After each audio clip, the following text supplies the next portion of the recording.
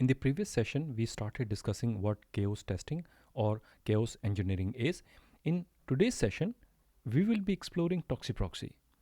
It's a powerful framework designed to simulate various network conditions, tailored for testing, CI, and development environments. Toxiproxy excels in providing deterministic tampering with connections. But that's not all. It also offers supporting for randomized chaos and customization, making it a versatile tool for all your testing needs. So let's discover how Toxiproxy can be the game changer you have been looking for to ensure your application stands strong without single point of failure. So let's just dive in. Let's say you have application, okay, your client is talking to servers, data is kind of streaming between client and server all in well. Now what you want to do is you just want to ensure in production when there are some sort of delays, it does not have any side effect on your application, or sometime the delay is so big that your API is kind of timing out. Or also let's say you would like to simulate that you have an intermittent connectivity issues, etc. You are able to cope with all those things. Okay, so as you can see, client and server, they are happily talking to each other. So whatever I said, let's say our business team would like to automate this thing and ensure that we have kind of tested our application so it's able to cope with latency, it's able to cope with timeouts, it's able to cope with intermittent connectivity loss. Okay, so not only we have to prove that yes, our application can do all these things, but we also like to protect our application, and we like to kind of programmatically test all the time that we can always and always cope with these type of scenarios. Okay, this is where comes Toxiproxy. So what we'll do, let's just have very high level understanding where does Toxiproxy fits into our application architecture, and what sort of changes do I need to make in my application to kind of work with Toxiproxy. So earlier what we noticed, our client was directly talking to server. So like any proxy service, when we have any proxy service, like maybe load balancer, take example of load balancer. When you want to talk to your server, what you typically do, you go via that load balancer. Or you can have a proxy, you can hide some IP addresses, etc., and you can give a different address to your client. So similar fashion, what we will do, we'll introduce this a little utility called Toxiproxy between our client and server. So data will, instead of directly client and server talking to each other, data will be flowing via Toxiproxy. And this is where you can kind of introduce all these things which I just said, like timeouts, intermittent failures, network crashes, etc., etc. Toxiproxy allows you to manipulate or programmatically manipulate and add all these, what the term they use called all these toxics, okay, in your application. So before we go further, let's just have little understanding of the architecture of the Toxiproxy itself, how Toxiproxy is made. Okay, how can you really use Toxiproxy? So Toxiproxy has two parts to it. One is the server part, which is written in Go language, okay, and this is called TCP proxy. So Toxiproxy is a TCP proxy, which means it supports all sort of protocols, okay, not only just the HTTP, REST, etc. It can support all sort of protocol as long as they are kind of written on top of TCP IP, whether it's a AMQP or Oracle or XYZ. You can flow all those server calls via Toxiproxy. The server which I'm showing here in this blue box, it can be Oracle database, it can be MySQL database, it can be Revit, ActiveMQ, Kafka, HTTP server, etc., etc. It doesn't really matter. Okay, so Toxiproxy is able to talk to all these servers as long as they are using TCP IP. Okay, I'm not sure, I haven't tried UDP, etc., but as far as I know, I think this is a TCP based server. Another thing, another part of Toxiproxy is what they call clients. Okay, so Toxiproxy clients can be used to programmatically or at runtime to manipulate Toxiproxy. You can add various rules. You can say next time you see this call, please add some latency, add some jitter, or introduce timeout, or introduce some sort of kind of say unable to reach server. okay, or various other things. Another thing you will notice if you read the documentation, bandwidth, you can control the bandwidth. Let's say you have some sort of mobile network, or you would like to simulate that, okay, you have the client which can't deal with high frequency streaming. You can introduce that bit as well. You can test that programmatically as well. Clients are available in various forms. You have a REST API based client which you can use using Postman or maybe curl, etc. You also have a CLI based client. Okay, so using CLI, simply you can connect to your server, you can manipulate, you can add various rules, you can add various proxies. You have a Java based client, Ruby, Node, .NET, you name it. I think all the good programming frameworks and languages have support in Toxiproxy. I've seen, I think, PHP based client as well. If you don't see any client for your language, you always have option of using REST API. Okay, so in the workshop, what we'll try to install Toxiproxy. Okay, we'll try to install natively. You can also run in Docker. Okay, you can go to the official website. Just in interest of time, I'm not using Docker, but it has a full support for Docker. You can use Docker to run server. You can use Docker to run CLI as well. All right, client, I'll be demonstrating 3 clients actually. I'll be demonstrating native client, which is basically CLI based, and then I'll be demonstrating REST API client.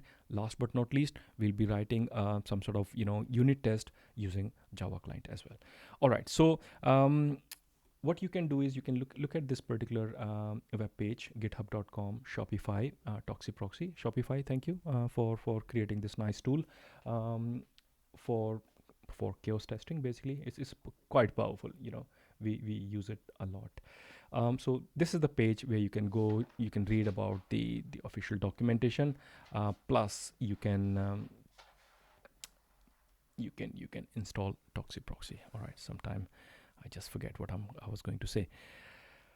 Okay, so I am going to install Toxiproxy natively in my MacBook. In order to do that, you just have to run brew install Toxiproxy. So if I hit that, okay, so it's saying it's already installed because I've been testing it. So yes, it's already there. If it was not there, it'll take few seconds. It's quite lightweight. Okay, and Toxiproxy will be installed in your machine. When we install Toxiproxy, both Toxiproxy server will be installed for us, as well as Toxiproxy CLI will be installed for us. So you don't have to install server and CLI separately. Straight away, you can hit the ground running. All right, so the second thing you want to do is you would like to run the Toxiproxy server. So let's say Toxiproxy server. That's it. So when you hit this command, you'll notice some logs. It's saying starting Toxiproxy, and it's listening on default port 8474.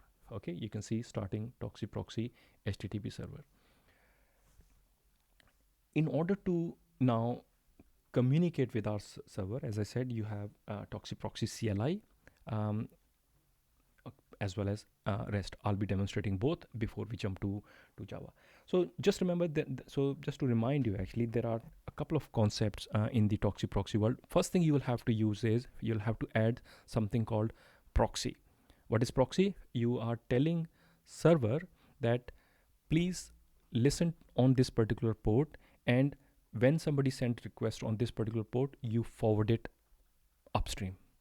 All right, remember in the diagram we saw above, now all of our requests will be streamed or kind of proxied by this particular server. Okay, so what we'll do now, we will say Toxiproxy CLI create this proxy, listen on this port 9080. This is a new port I'm using, and I'm saying I have existing service or server called localhost running on 8080.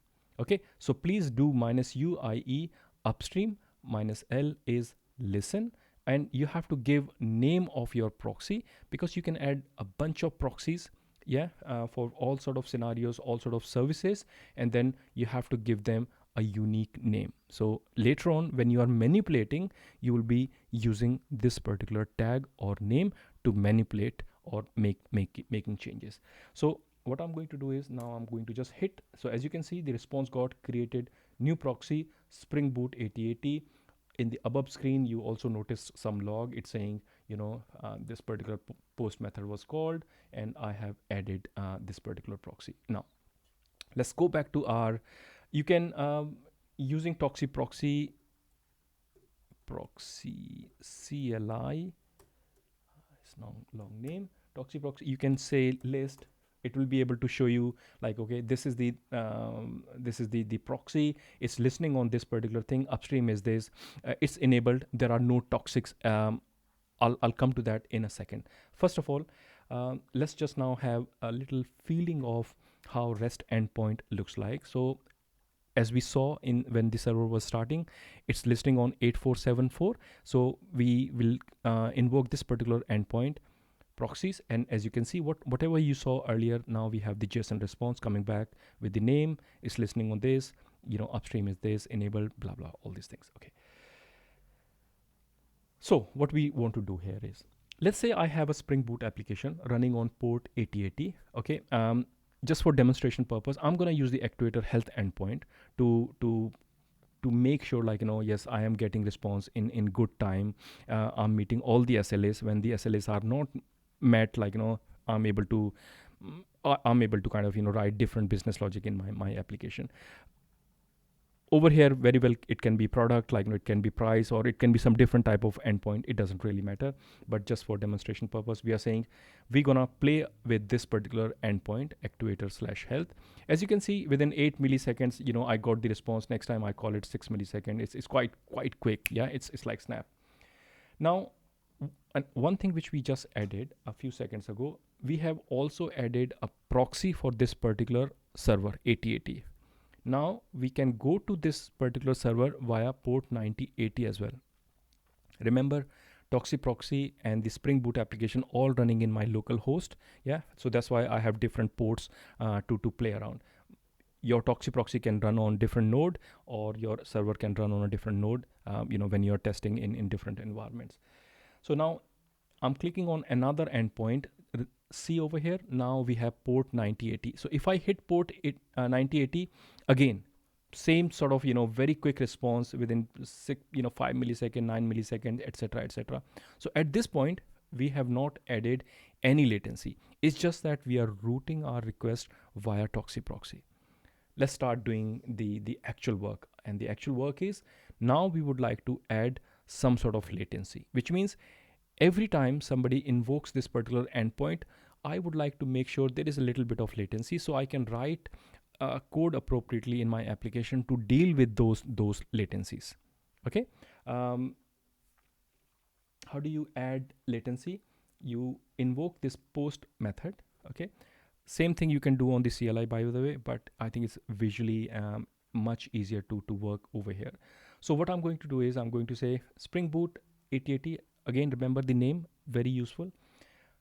This is the type. Okay, you have a bunch of types. As I said, you have a type of latency, jitter, bandwidth, timeouts, network timeout, whatever, 10, 12 different type of types. Go on Toxiproxy website, have a look over there. Stream, downstream. Okay, I'm saying whenever I'm going, it should be upstream. Whenever I'm calling upstream, add some sort of latency, but I didn't see much difference. There must be. I have to read the documentation. But the important thing here is, I'm saying each time somebody calls this particular endpoint, i.e. this proxy, add 5 seconds of latency. All right, no jitter at this point. Let's add 5 seconds of latency. You can see 200 OK has been returned by server. Now, if I go to the original 8080, no changes over there. That server is still running super fast. Yeah, see 4 millisecond. But if I now go via proxy, please switch on the power before charging. See, latency has been added. 5 seconds of latency has been added, as you can see over here. 5.2 millisecond or something. Yeah, 5 seconds and 2 milliseconds. So this is the power of Toxiproxy, that without changing anything at server end, very nicely programmatically you can manipulate now. Okay, you can add the latency, etc. So that's really, really good. Now, what we need to do is, before we finish the tutorial, as I promised, let's write some sort of Java based automation. Okay, so what I have done over here is I have written this particular cucumber test.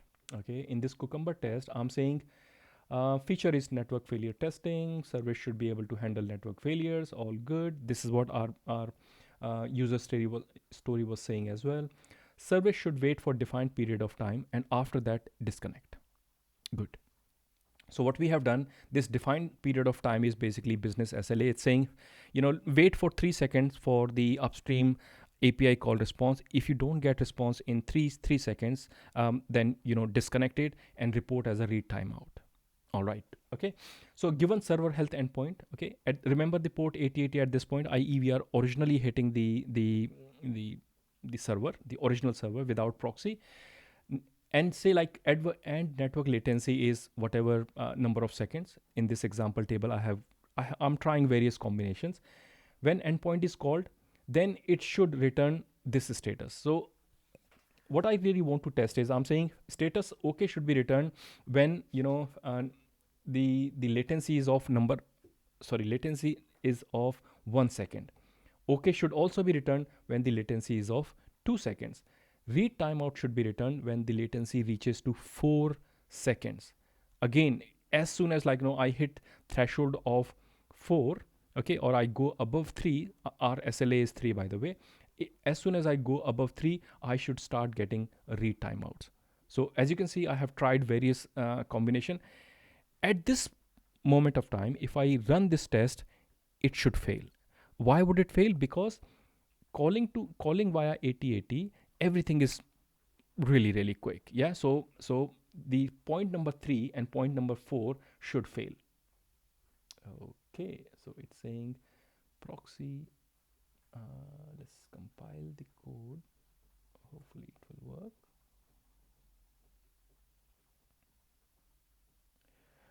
Okay. Proxy not found. What proxy is not found? Spring Boot 8080. Have we deleted that proxy? So if you say list proxies, Spring Boot 8080 is here. The reason why it's saying proxy 8080 is not found, because I am actually passing the URI which has port 8080. So what we'll simply have to do is, for the time being, we'll disable this particular piece of code. Okay, so we don't unnecessarily hit the issue. Compile the code really quickly. Okay, so going back, see, point number 1.3 and 1.4 have failed. Okay, why they have failed? Because why they have failed? We were expecting read timeout, but actually we are getting okay. Okay, so now question comes, how do I programmatically kind of test this thing? This is where, as I said earlier, Toxiproxy will be coming in picture. So let's do one thing. Let's just undo everything we did. Okay, add this code back. I'll explain this code, but I just want to make sure our stuff is compiling at the moment. Righty, fail. I don't know what I clicked. Yeah, so toxic direction, import this thing. Okay, all. So code should be compiling now. So question is, how do we now make sure this test is green? And the answer is, we should be going via Toxiproxy. Oh my dear. Okay, parse int, import static method from integer.parseInt, and our code should be compiling. That's the fun of doing the live demos. All right, okay. Everything is fine. Now what we'll do, we'll now start going via 9080. Programmatically, what we want to do is, we would like to introduce this latency now. Okay, our SLA is still of 3 seconds. I'll show you where that SLA is defined, but programmatically we would like to test and challenge various scenarios. What will happen? You remember in the previous video we said this hypothesis, what if? So I'm saying, What if the network latency is of 1 second? What if the network latency is of 2 seconds, 4 seconds, 5 seconds, 6 seconds, blah blah, all these things? Yeah, we want to test that is our application doing what it's supposed to do. Okay. Now let's just have a little understanding of the Toxiproxy client. Toxiproxy client in Java, you're connecting to the server running on localhost. In my case, in your case, it can be Docker, it can be running anywhere. You change it accordingly. This is the port. We are getting the proxy, okay, which we added. Again, you can create proxy over here, but I have already done it. So I'm simply getting it. Then I'm adding a latency. I'm adding a latency downstream, and I'm simply saying whatever latency I'm passing through my Cucumber, please, turn into seconds and add that particular latency at runtime. After that, using REST template, I am invoking that URI. Yeah, I'm invoking this particular URI. And in the builder, what I have said, please, disconnect after 3 seconds. In 3 seconds, if you don't get response, you disconnect it and return, read timeout. All right, very simple stuff. Now, if I run my test now, hopefully it should work. Proxy not found. Which proxy is not found, my dear? Okay, so 9080, it's good. I compile my code. So what is it actually saying? Network latency is 1. 404 proxy is not found. Spring Boot 8080. I think everything was good. Let's just go and say list proxies. Somehow it got changed to Spring Boot 8080.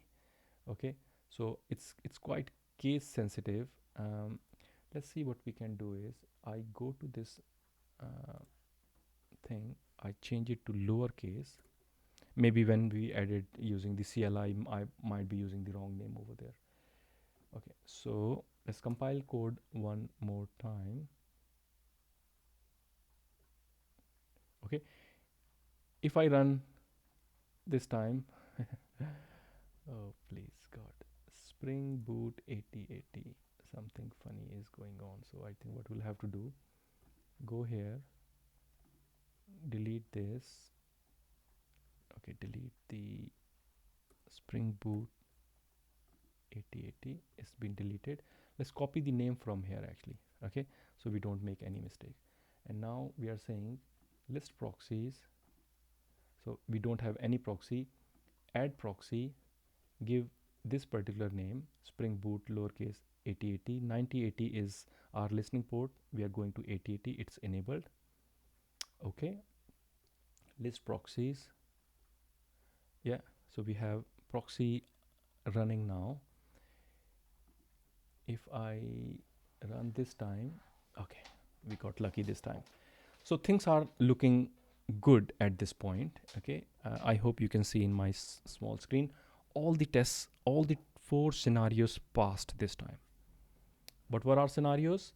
We were saying if the answer doesn't come in 3 seconds, you do this, otherwise okay. All right, and so programmatically we managed to kind of test this particular scenario.